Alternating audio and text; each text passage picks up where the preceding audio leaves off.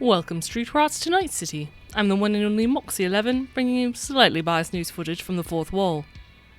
Wraith joins Cass and I at the noodle truck along with a few people, one of which is his promoter, David Lee. David mentions that he's booked Frank's 2 weeks from now for a show, and Wraith plays us all one of his new tracks. Doesn't come across all that well over the agent. David also encourages Wraith to reach out to Z, as he's going to need her for the show. While we're chatting, I noticed a man with glowing white eyes from the BD with Jenny show up to the club, and make my way back in with Cass close on my heels.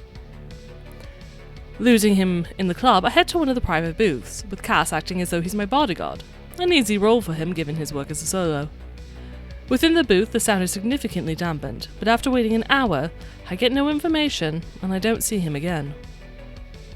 We do another walk around the club, noticing more guards on the floor, and during our walk it appears as though they're all responsible for a specific section. While we've been inside, Wraith left a message for Z before he, David, and the rest of the group head out for drinks and a night on the town. When Cass and I come out, he sends us his geoloc and says he'll meet us at the car. David again encourages Wraith to get Z, and when he gets back to the car and tells us this, I mention the recording I found of Rico and Jenny talking. The one where Rico was going to leave Kabuki All-Stars and work with someone named Julian. Wraith rejects it, mentioning Z would not leave him, she possibly OD'd, and gives me her full name, Zenith Daniels.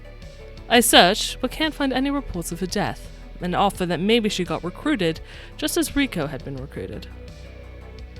We decide to check on her after the meeting with Kaze, which is an hour or two.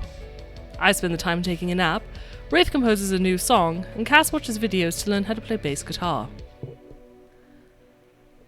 At the time of the meeting, the streets are empty, and we meet with Kaze, who's waiting for us at the back entrance to the Jackal's Lantern.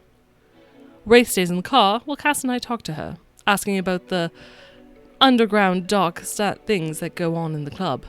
I mention we're looking for a girl named Jenny. Kaze doesn't respond to the name, but when I show her a picture, she tenses, her eyes go wide, and she becomes significantly more terse.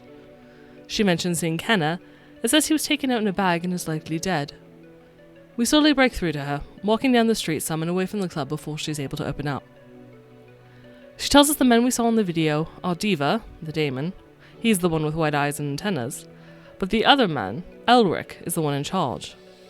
She informs us that the girls go to the back and never come out, but if we're insistent on doing this, she lost a friend by the name Nina Binks, and since we're going on in this mission anyway, asked if we could look for her as well.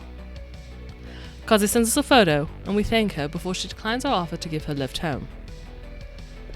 Back at the car, we tell Wraith what happened and make our way over to Z's apartment.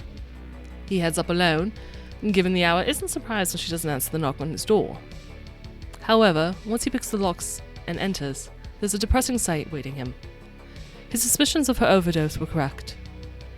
He tells us to go, calls the police, who eventually come and take her away. Wraith spends the night walking the streets. Cass heads back to Cammy's.